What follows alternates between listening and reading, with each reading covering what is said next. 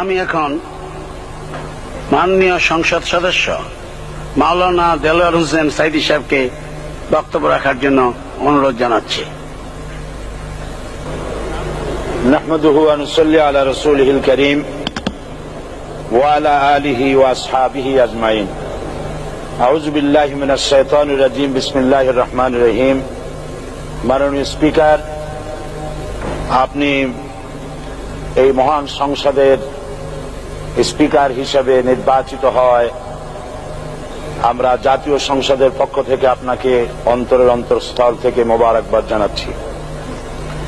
মাননীয় স্পিকার, আমি আজ এই সংসদে দাঁড়িয়ে ওই মহান আল্লাহ পাকের প্রশংসায় সেজদা অবনত হচ্ছি, যিনি 1 অক্টোবরের ব্যালট যুদ্ধের মাধ্যমে সুদীর্ঘ 5 বছরের দুঃশাসন, সীমাহীন দুর্নীতি, ইসলাম বিরোধী কর্মকাণ্ড, দেশব্যাপী ভয়াবহ সন্ত্রাসের মোকাবেলায় 4 দলীয় ঐক্য জোটের মহা বিজয় দান করেছেন এবং যার ফলশ্রুতিতে আজকে আমরা এই মহান সংসদে দাঁড়িয়ে কথা বলার সুযোগ লাভ করেছি।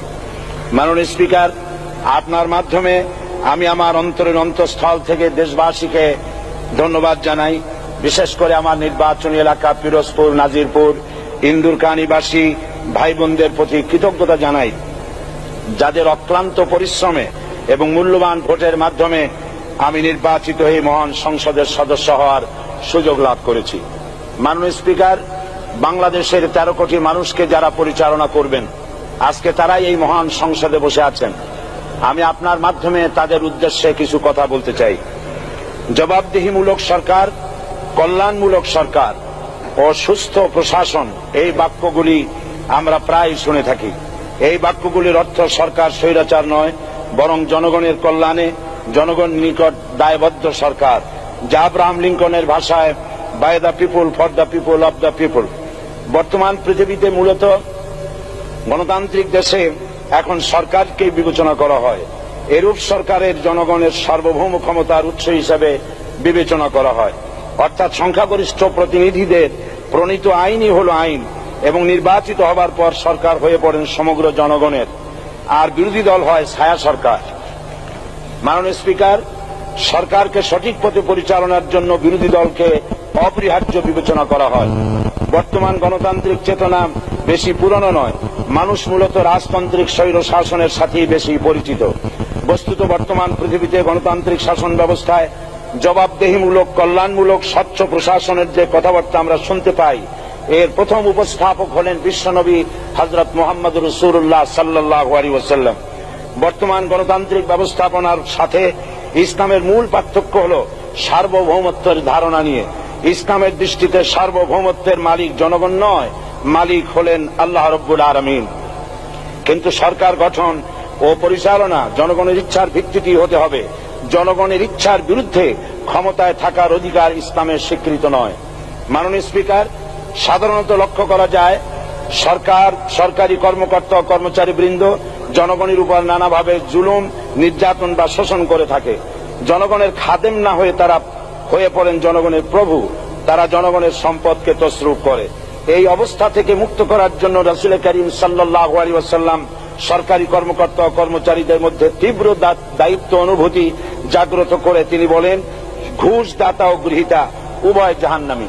নবী করিম সাল্লাল্লাহু আলাইহি ওয়াসাল্লাম আরো বলেছেন, আমরা যদি কাউকে কোনো রাষ্ট্রীয় দায়িত্ব প্রদান করি, তখন সেই ব্যক্তি তার ব্যক্তিগত কাজ যতটা নিষ্ঠা ও আন্তরিকতার সাথে পালন করে, রাষ্ট্রীয় দায়িত্ব যদি সেভাবে পালন না করে, তবে কিয়ামতের দিন তাকে উল্টো করে জাহান্নামে নিক্ষেপ করা হবে।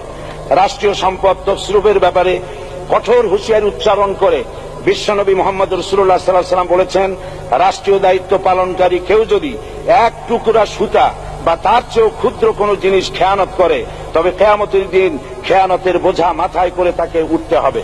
মাননীয় স্পিকার, আল্লাহ রসুল যে সরকার ব্যবস্থা প্রতিষ্ঠা করেছিলেন, তা সত্যিকার অর্থে ছিল জনকল্যাণমূলক সরকার। তার সরকারের দায়িত্ব পালনকারী ব্যক্তিবর্গের মধ্যে চরম দায়িত্ব অনুভূতি জাগ্রত করে দেওয়া হয়েছিল। এটা সম্ভব হয়েছিল কেবলমাত্র আখিরাতের তীব্র বিশ্বাস ও মহান আল্লাহর দরবারে জবাবদিহিতার অনুভূতির মাধ্যমে। মানুষের নিকট জবাবদিহিতা পাশ কাটিয়ে যাওয়া যায়, কিন্তু আল্লাহর নিকট জবাবদিহিতা পাশ কাটানোর কোনো সুযোগ নেই।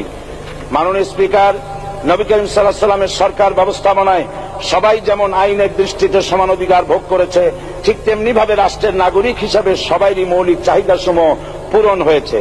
ঋণগ্রস্ত এতিম অসহায় জনগণ রাষ্ট্রীয় তহবিল থেকে সহযোগিতা লাভ করেছে।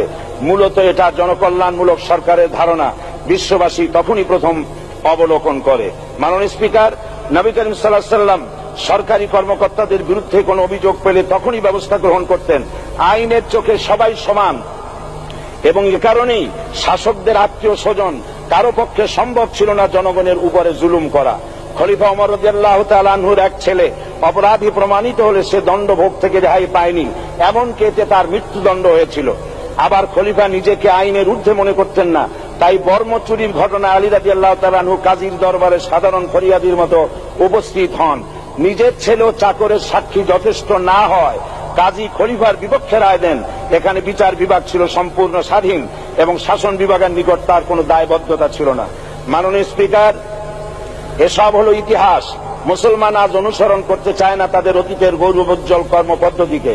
সে এখন কাফির মুশরিকদের কিরানক স্বার্থ পূজারী আখেরাতে জবাবদিহিতা শূন্য বাগাড়ম্বর এক জাতি। মাননীয় স্পিকার, যে জাতির এক পূর্বসূরি মাথায় আটার বোঝা বহন করে নিয়ে চললেন আর বলে গেলেন, মানুষ কেন, ফোরাতের কূলে যদি একটি কুকুরও না খেয়ে মারা যায় তবে এই ওমর রাদিয়াল্লাহু তাআলা আনহুকে কিয়ামতের দিন আল্লাহর দরবারে জবাবদিহি করতে হবে। আর আজ সেই জাতির দায়িত্বশীলরা জনগণকে অভুক্ত রেখে তাদের মুখের গ্রাসে ভাগ বসায়। জনগণ তাদের নিকট উপস্থিত হলে মনে হয় যেন গোলাম প্রভুর দরবারে উপস্থিত হয়েছে, আর অহেতুক উৎকোচ দাবি করে তাদের উপর জুলুম করছে। আর আল্লাহ পাক জালিমকে কখনোই পছন্দ করেন না। মাননীয় স্পিকার, আমি দৃঢ়ভাবে আশা করি এই অবস্থা কাটিয়ে উঠিয়ে আমরা রাসূল করিম সাল্লাল্লাহু আলাইহি সাল্লাম কর্তৃক প্রদর্শিত রাষ্ট্র ব্যবস্থার অনুসরণ করে একটি সুখী সমৃদ্ধশালী আধুনিক ইসলামী রাষ্ট্র পরিণত করে বাংলার প্রিয় জন্মভূমি বাংলাদেশকে আজ গোটা বিশ্বব্যাপী শোষণ, নির্যাতন, হানাহানি, অশান্তির মধ্যে, তাই আজ পৃথিবীর অধীর আগ্রহে অপেক্ষা করছে ইসলামের আলোকে এমন এক রাষ্ট্র ব্যবস্থার যেখানে দায়িত্বশীলরা আল্লাহ তাআলার কাছে জবাবদিহিতার পাশাপাশি জনগণ নিকটও জবাবদিহি করতে বাধ্য হবে। মাননীয় স্পিকার, অনেক ত্যাগ ও তিতিক্ষার রক্তের বিনিময়ে গড়ে উঠেছে আমাদের গণতান্ত্রিক প্রতিষ্ঠান এই জাতীয় সংসদ। এই সংসদের সম্মান রক্ষা করার দায়িত্ব আমাদের সবার। গণতান্ত্রিক চর্চা, গণতন্ত্র প্রতিষ্ঠার স্বার্থে আমি আজ প্রধান বিরোধী দল আওয়ামী লীগকে সকল হিংসা, বিদ্বেষ ও পরাজয়ের গ্লানি ভুলে গিয়ে সংসদে যোগদানের উদাত্ত আহ্বান জানাচ্ছি। পরিশেষে আমি আপনার মতো সর্বজনশ্রদ্ধ একজন মার্জিত ও সুশিক্ষিত ব্যক্তিকে এই মহান সংসদের স্পিকার হিসাবে লাভ করে আমরা আনন্দিত হয়েছি। আমাদের সংবিধানের সংরক্ষণ, সমর্থন ও নিরাপত্তা বিধান এবং আপনার অভিভাবক সুলভ নিরপেক্ষ আচরণ ও সংসদকে ধন্য করবে বলে আমরা বিশ্বাস করি। আপনাকে ধন্যবাদ। আসসালামু আলাইকুম ওয়া রাহমাতুল্লাহ।